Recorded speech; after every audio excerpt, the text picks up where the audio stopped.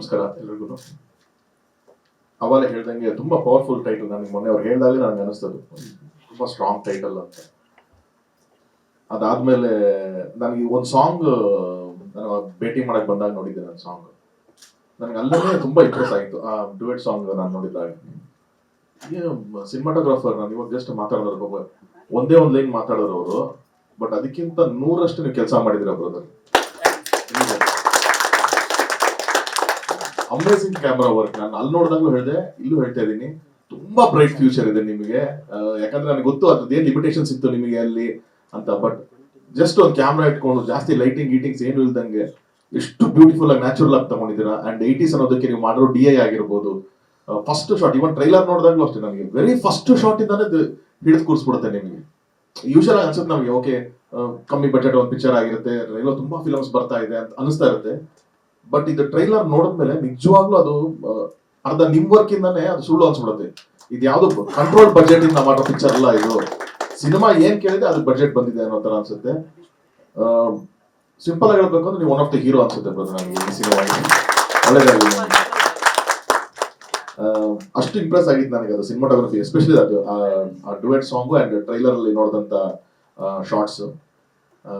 Of course ತುಂಬಾ ಚೆನ್ನಾಗಿ ಕಾಣಿಸಿರೋದು ನೀವು ಕೂಡ. ಕ್ರೆಡಿಟ್ ಟು ಕ್ಯಾಮ್ರಾಮನ್ ಆಗಿ. ಅಂಡ್ ತುಂಬಾ ಚೆನ್ನಾಗಿ, ಇಬ್ರು ತುಂಬಾ ಚೆನ್ನಾಗಿ ಮಾಡಿದ್ರು ಆ ಸಾಂಗ್ ಅಲ್ಲಿ.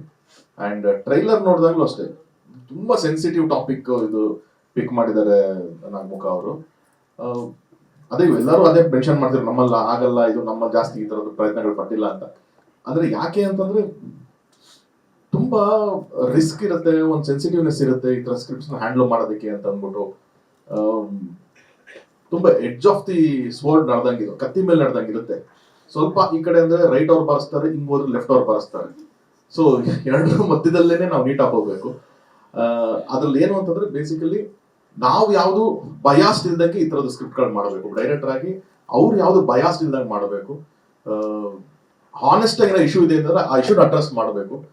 ನಾವು ಕಾಟಾರ ಮಾಡ್ಬೇಕಲ್ಲ ಅಷ್ಟೇ, ಆ ತರದೇ ಒಂದು ಬಯಾಸ್ಡ್ ಇಲ್ದಂಗೆ, ಯಾರಿಗೂ ಬಯಾಸ್ಡ್ ಇರ್ಬಾರ್ದು, ಏನ್ ಇಶ್ಯೂ ಇದೆ ಅದನ್ನ ಅಡ್ರೆಸ್ ಮಾಡಬೇಕು ಅಂತ ಮಾಡಿದ್ದು. ಸೊ ಅದನ್ನ ಮಾಡಿರ್ತಾರೆ ಅಂತ ಒಂದು ನನಗೆ ನಂಬಿಕೆ ಇದೆ. ಅಷ್ಟು ಚೆನ್ನಾಗಿ ಕಾಣಿಸ್ತಾ ಇದೆ ಇದು ಟ್ರೈಲರ್ ನಲ್ಲಿ. ಹಾಗೆ ಆ ತರದೊಂದು ಸಿನಿಮಾಗೆ ಸಿನಿಮಾಟೋಗ್ರಫಿ ಅಂಡ್ ಮ್ಯೂಸಿಕ್ ತುಂಬಾ ಇಂಪಾರ್ಟೆಂಟ್ ಆಗುತ್ತೆ. ಮ್ಯೂಸಿಕ್ ಸಾಂಗ್ಸ್ ಮಾಡಿರೋರು ಅಂಡ್ BGM ಮಾಡಿರೋರು ಇಬ್ರು ತುಂಬಾ ಅದ್ಭುತವಾಗಿ ಇದಕ್ಕೆ ಕಾಂಟ್ರಿಬ್ಯೂಟ್ ಮಾಡಿದ್ದಾರೆ. ಸೊ ಬೆಸ್ಟ್ ವಿಶಸ್ ನಿಮಗೂ ಕೂಡ.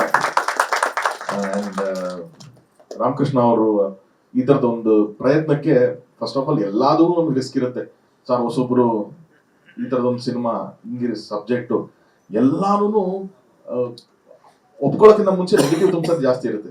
ಆ ತರದೆಲ್ಲ ಇದ್ರೂ ತಂಡದ ಮೇಲೆ ನಂಬಿ, ಒಂದು ಕಥೆನ ನಂಬಿ ಒಂದು ಸಿನಿಮಾ ಪ್ರೊಡಕ್ಷನ್ ಮಾಡಿದ್ರೆ ಸರ್, ಒಳ್ಳೇದಾಗ್ಲಿ ಸರ್ ನಿಮಗೆ. ಅಂಡ್ ಸರ್ ಕೂಡ ನೆಗೆಟಿವ್ ರೋಲ್ ಮಾಡಿರೋದು ತುಂಬಾ ವಿಶೇಷವಾಗಿದೆ. ಸೊ ಅಫ್ಕೋರ್ಸ್ ಅವರು ಗ್ಯಾರಂಟಿ ಅದ್ರದ್ದು ಏನಿದೆ ನ್ಯಾಯ ಒದಗಿಸಿರ್ತಾರೆ. ಬಟ್ ಇಡೀ ತಂಡ ನನಗೆ ತುಂಬಾ ಖುಷಿಯಾಗಿದೆ. ಅಂಡ್ ನನಗೆ ಹೀರೋ ಅವ್ರು ನೋಡಿದಾಗಲೂ ಅದೇ ಅನ್ಸಿದೆ ನನಗೆ. ಏನೋ ನಾನು ಪಿಕ್ಚರ್ ಮಾಡ್ತಾ ಇದ್ದೀನಿ, ನನ್ಗೆ ಗೊತ್ತಿದೆ ನನ್ನ ಜೊತೆ ಚೆನ್ನಾಗಿ ಕಾಣಿಸ್ಬೇಕು, ಅದೆಲ್ಲ ಏನು ಇಲ್ದಂಗೆನೆ ಏನ್ ಕ್ಯಾರೆಕ್ಟರ್ ಹೇಳಿದೆ, ಇವು ಡೈರೆಕ್ಟರ್ ಏನ್ ಹೇಳಿದ್ದಾರೆ, ಅದು ಕಾಸ್ಟ್ಯೂಮ್ ಇಂದ ಇರ್ಬೋದು, ಲುಕ್ ಇಂದ ಇರ್ಬೋದು, ಮೇಕಪ್ ಇಂದ ಇರ್ಬೋದು, ಪ್ರತಿಯೊಂದಕ್ಕೂ ಪಾತ್ರವಾಗಿ ನಿಂತಿದ್ದಾರೆ. ಹೀರೋ ಅಂತ ಅಲ್ಲದೆ ಪಾತ್ರವಾಗಿ ನಿಂತಿದ್ದಾರೆ. ಅದೇ ಕಾಪಾಡುತ್ತೆ ಬ್ರದರ್ ನಿಮಗೆ. ಯಾಕಂದ್ರೆ ತುಂಬಾ ಡಿಫ್ರೆನ್ಸ್ ಅಲ್ಲಿಗೂ ಇಲ್ಲಿಗೂ ತುಂಬಾ ಡಿಫ್ರೆನ್ಸ್ ಇದೆ ನಿಮ್ಗೆ. ಸೊ ಅದನ್ನ ಆಕ್ಟರ್ ಆಗಿ ನೀವು ಚೆನ್ನಾಗಿ ನಿಮ್ಗೆ ನನ್ನ ಕಡೆಯಿಂದ ವಿಶ್ ಮಾಡ್ತೀನಿ. ಸೊ ಓವರ್ ಆಲ್ ತಂಡಕ್ಕೆ ನನ್ನ ಕಡೆಯಿಂದ ಬೆಸ್ಟ್ ವಿಶಸ್.